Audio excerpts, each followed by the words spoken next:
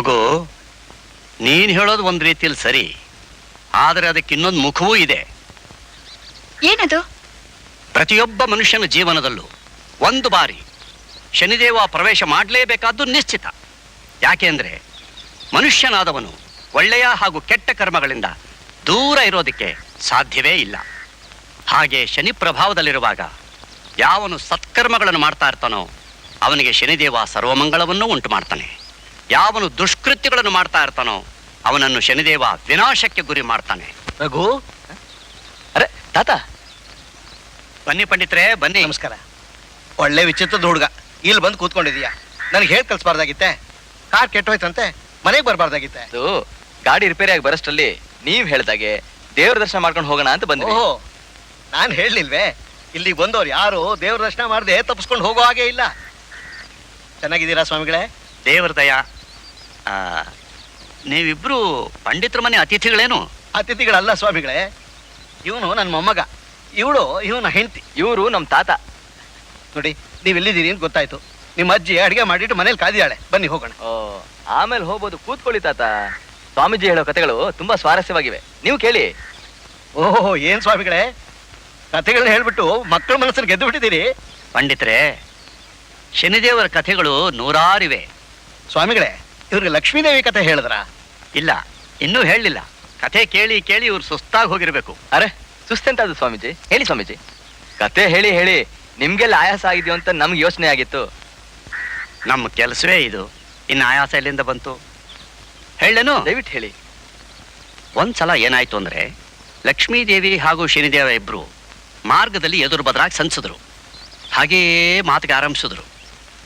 ಮಾತಿನ ಮಧ್ಯೆ ಯಾರನ್ನೋ ಆಕ್ರಮಿಸಿ ಪಡಬಾರದ ಕಷ್ಟಗಳನ್ನು ಕೊಡಲು ಹೊರಟ ಆಗಿದೆಯಲ್ಲ. ಈ ಕಠೋರ ಕರ್ತವ್ಯವನ್ನು ಹೊತ್ತು ಮಾನವರ ಕಲ್ಯಾಣಕ್ಕೋಸ್ಕರ ಹಾಗೆಲ್ಲ ಮಾಡಲೇಬೇಕಾಗುತ್ತದೆ ದೇವಿ. ಓಹೋ, ಆದರೆ ನೀವು ಮಹಾ ಶ್ರೀಮಂತರನ್ನು ಕೂಡ ಭಿಕಾರಿಗಳನ್ನಾಗಿ ಮಾಡಿ ಜೀವನ ಪೂರ್ತಿ ಗೋಳುಗುಟ್ಟಿಸುತ್ತೀರಲ್ಲ, ಯಾಕೆ? ನಿಮ್ಮ ಕಠಿಣ ಕರ್ತವ್ಯದ ಹಾಗೆ ನಾನು ನನ್ನ ಕರ್ತವ್ಯದಲ್ಲಿ ಪ್ರತಿಬದ್ಧಳಾಗಲೇಬೇಕಲ್ಲ. ನೀವೇ ನಿಮ್ಮ ಕರ್ತವ್ಯದಲ್ಲಿ ನಿಯಮಬದ್ಧತೆ ಏನಿದೆ? ನಿಮ್ಮ ಸ್ವಭಾವವೇ ಚಂಚಲ. ಈ ದಿನ ಇಲ್ಲಿ, ನಾಳೆ ಅಲ್ಲಿ. ಕೆಲವು ಸಾರಿ ಕಣ್ಣಿಗೆ ಸಿಗುವ ಹಾಗಿಲ್ಲ. ಕೆಲವರನ್ನ ಹಣವಂತರನ್ನಾಗಿ ಮಾಡಿ ದುಷ್ಟ ಬುದ್ಧಿ ಕೊಟ್ಟು ಹಾಳು ಮಾಡುತ್ತೀರಿ. ಕೆಲವರಿಂದ ಎಲ್ಲವನ್ನೂ ಕಿತ್ತುಕೊಂಡು ದರಿದ್ರರನ್ನಾಗಿ ಮಾಡಿಬಿಡುತ್ತೀರಿ. ಸಾಕು ಸಾಕು, ನನ್ನ ಕರ್ತವ್ಯವನ್ನು ಪರಿಹಾಸ್ಯ ಮಾಡುತ್ತೀರಾ? ನಿಮ್ಮ ಕೇಡಿನ ಬುದ್ಧಿ ನನಗೆ ತಿಳಿಯದೆ. ಒಬ್ಬನ ಮೇಲೆ ನಿಮ್ಮ ದೃಷ್ಟಿ ಬಿದ್ದ ಕೂಡಲೇ ಅವನ ಕುಟುಂಬದ ಪ್ರತಿಯೊಬ್ಬರನ್ನು ನರಕ ವೇದನೆಗೆ ಗುರಿ ಮಾಡುತ್ತೀರಲ್ಲ, ಅದು ಸರಿಯೇ? ಕುಟುಂಬದ ಎಲ್ಲರನ್ನೂ ಅಲ್ಲ ದೇವಿ, ಕೇವಲ ಭ್ರಷ್ಟರು, ಪಾಪಿಗಳು, ಅಪರಾಧಿಗಳು, ಪತಿತರು, ಅವರಿಗೆ ಮಾತ್ರ ಭಯಂಕರ ಕಳವಳವನ್ನುಂಟು ಮಾಡಿ ಅವರನ್ನು ಸನ್ಮಾರ್ಗಕ್ಕೆ ತರುವುದೇ ನನ್ನ ಪರಮ ಕರ್ತವ್ಯ. ತಮ್ಮ ಹಿರಿಮೆಯ ಬಗ್ಗೆ ನಿಮಗೆ ಬಹಳ ಹೆಮ್ಮೆ ಎಂದು ಕಾಣುತ್ತದೆ. ನಿಮ್ಮದೇ ಅತಿ ಉತ್ತಮ ಕಾರ್ಯವೆಂದು ತಿಳಿದಿದ್ದೀರಿ. ಆದರೆ ಜೀವಿಗಳಿಗೆ ಯಾವ ಹಾನಿಯನ್ನು ಮಾಡದೆ ದುಡಿಮೆ ತಾಳ್ಮೆ ಇರುವವರಿಗೆ ಒಂದಲ್ಲ ಒಂದು ದಿನ ಐಶ್ವರ್ಯವನ್ನು ನೀಡುವ ಅತಿ ಉತ್ತಮ ಕಾರ್ಯವನ್ನು ಪರಮಪಿತ ಬ್ರಹ್ಮದೇವನು ನನಗೆ ವಹಿಸಿದ್ದಾನೆ. ಅಂದರೆ ನಿಮ್ಮದೇ ಶ್ರೇಷ್ಠ ಕಾರ್ಯವೆಂದು ನಿಮಗೆ ಗರ್ವ. ಜೀವಿಯ ಅಶುದ್ಧತೆಯನ್ನು ಕಳೆದು ಶುದ್ಧನನ್ನಾಗಿಸುವ ಕೆಲಸವೇ ಶ್ರೇಷ್ಠವೆಂದು ಪರಮಪಿತನೇ ಅಪ್ಪಣೆ ಕೊಡಿಸಿದ್ದಾನೆ. ಹಾಗಾಗಿ ನಿಮಗಿಂತ ನಾನೇ ಶ್ರೇಷ್ಠ ಎನ್ನುತ್ತೇನೆ. ನಮ್ಮಿಬ್ಬರಲ್ಲಿ ಯಾರು ಶ್ರೇಷ್ಠ ಎಂಬ ಬಗ್ಗೆ ನಾವೇ ಚರ್ಚೆ ಮಾಡುತ್ತಿದ್ದರೆ ತೀರ್ಮಾನವೇ ಸಿಕ್ಕುವುದಿಲ್ಲ. ಈ ಪ್ರಶ್ನೆ ಉತ್ತರಕ್ಕಾಗಿ ಪರಮಪಿತನ ಬಳಿಗೆ ಹೋಗೋಣವೇ? ಅವಶ್ಯಕವಾಗಿ ಹೋಗೋಣ ದೇವಿ.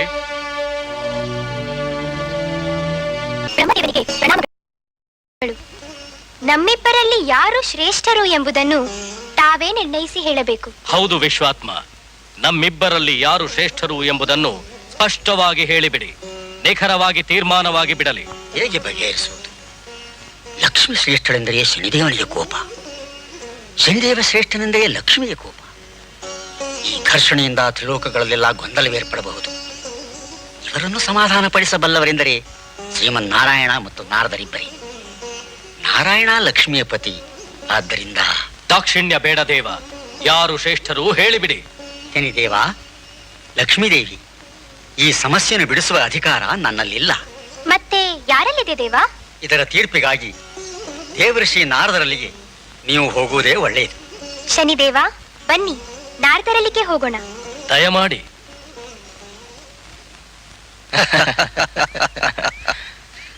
ಬ್ರಹ್ಮನ ಆದೇಶದಂತೆ ಶನಿದೇವ ಲಕ್ಷ್ಮಿಯರು ನಾರದನಲ್ಲಿಗೆ ಬಂದರು. ಜಗಳ ತಂದು ಹಾಕುವೆನೆಂಬ ಕೆಟ್ಟ ಹೆಸರಿರುವ ನನಗೆ ರಾಜಿ ಮಾಡಿಸುವ ಹೊಣೆ ಬಂತೆ. ನಾರಾಯಣ ನಾರಾಯಣ, ಕಷ್ಟದ ಕೆಲಸ. ಆಗಲಿ, ನೀವಿಬ್ಬರು ಅಷ್ಟು ದೂರ ಒಟ್ಟಿಗೆ ಹೋಗಿ ಒಟ್ಟಿಗೆ ಹಿಂದಿರುಗಿ ಬನ್ನಿ.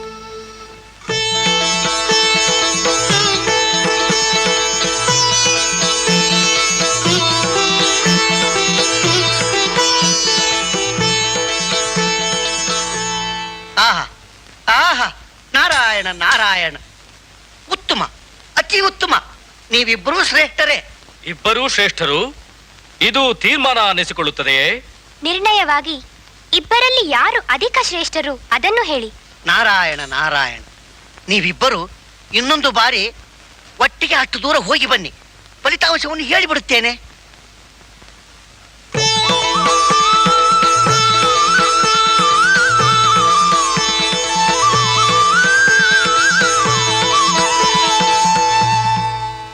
ಆಹಾ ಆಹಾ, ಹೀಗೆ ಹಾಗೆ, ಇದೇ ಸರಿ. ನಾರಾಯಣ ನಾರಾಯಣ. ಹೇಳಿ, ಯಾರು? ಹೀಗೆ ಶನಿದೇವ, ಹಾಗೆ ನೀವು. ಹುಡುಗಾಟ ಆಡುತ್ತಿದ್ದೀರೇನು? ದೇವಋಷಿ, ಯಾರು ಶ್ರೇಷ್ಠರು? ನೀವಿಬ್ಬರು ಶ್ರೇಷ್ಠರೇ. ಯಾರು ಅಧಿಕ ಶ್ರೇಷ್ಠರು? ನೀವಿಬ್ಬರು ಸಮಾನ ಶ್ರೇಷ್ಠರೇ. ಅರ್ಥಾತ್ ದೇವಿ, ನೀನು ಬರುತ್ತಾ ಇರುವಾಗ ಶನಿದೇವರಿಗಿಂತ ಅಧಿಕ ಶ್ರೇಷ್ಠಳು. ಮತ್ತೆ ನಾನು? ನೀವು ಹೋಗುತ್ತಾ ಇರುವಾಗ ಲಕ್ಷ್ಮೀದೇವಿಗಿಂತ ಅಧಿಕ ಶ್ರೇಷ್ಠರು Shanideva. Narayana Narayana. Very smart. It's a right answer. ದುಡ್ಡು ಬರ್ತಿರುವಾಗ ಚೆನ್ನಾಗಿರುತ್ತೆ, ಪ್ರಾಬ್ಲಮ್ಸ್ ಹೋಗ್ತಿರುವಾಗ ಚೆನ್ನಾಗಿರುತ್ತೆ. ಸ್ವಾಮೀಜಿ, ಸಾಮಾನ್ಯವಾಗಿ ಒಬ್ಬ ಮನುಷ್ಯನ್ಗೆ ಹಣ ಬೇಗ ಬಂದ್ಬಿಡುತ್ತೆ, ಅದೇ ತಾಪತ್ರಯಗಳು ಹೋಗೋದು ನಿಧಾನ. ಯಾಕೆ? ಯಾಕೆ ಅಂದ್ರೆ ಶನಿದೇವರ ಗತಿ ಅಂದ್ರೆ ನಡಿಗೆ ನಿಧಾನವಾದ್ರಿಂದ ತೊಂದರೆಗಳು ಹೋಗೋದು ಕೂಡ ನಿಧಾನ. ಸ್ವಾಮೀಜಿ, ಶನಿದೇವ ತುಂಬಾ ಸ್ಟ್ರಾಂಗ್, ಆದ್ರೂ ಅವ್ನ್ ಮೂವ್ ಮಾಡೋದು ತುಂಬಾ ಸ್ಲೋ.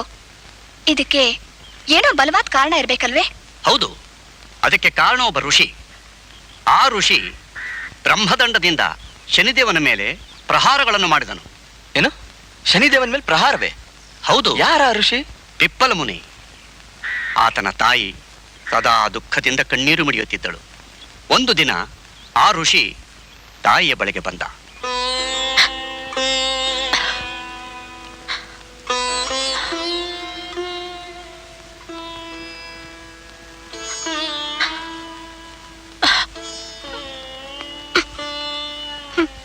ಅಮ್ಮ, ಎಲ್ಲಿಯವರೆಗೂ ಆಂತರ್ಯ ದಹಿಸುತ್ತಿರುವುದು ಅಲ್ಲಿಯವರೆಗೂ ಕಣ್ಣೀರು ಹರಿಯುತ್ತಲೇ ಇರುವುದು.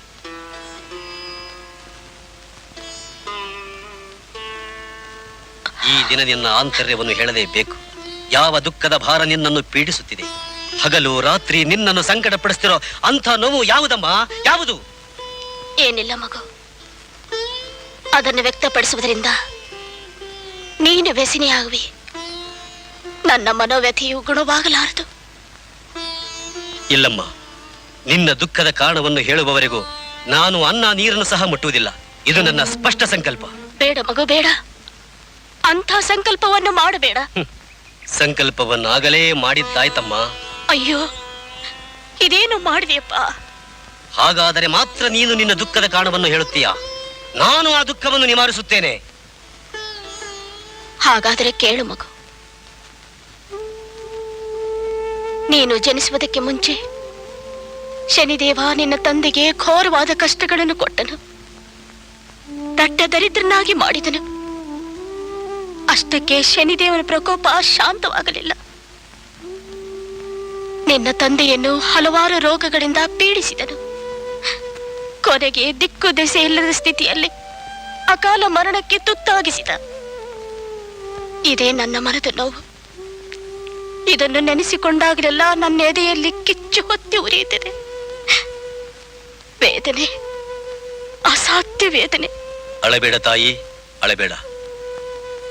ನಿನ್ನ ಮನಸ್ಸಿಗೆ ಶಾಂತಿ ತರುವುದಕ್ಕಾಗಿ ನಾನು ಆ ಶನಿದೇವನಲ್ಲಿ ಪ್ರತಿಕಾರ ಕೈಗೊಳ್ಳುತ್ತೇನೆ. ಶಕ್ತಿಯ ದುರುಪಯೋಗ ಮಾಡಿದುದಕ್ಕಾಗಿ ಖಂಡಿತವಾಗಿಯೂ ಶಿಕ್ಷೆ ಕೊಡುತ್ತೇನೆ.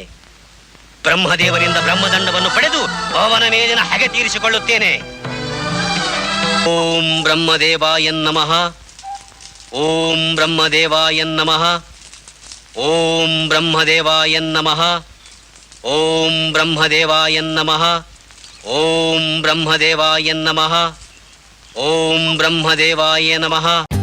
For more updates, like, comment, subscribe to our channel.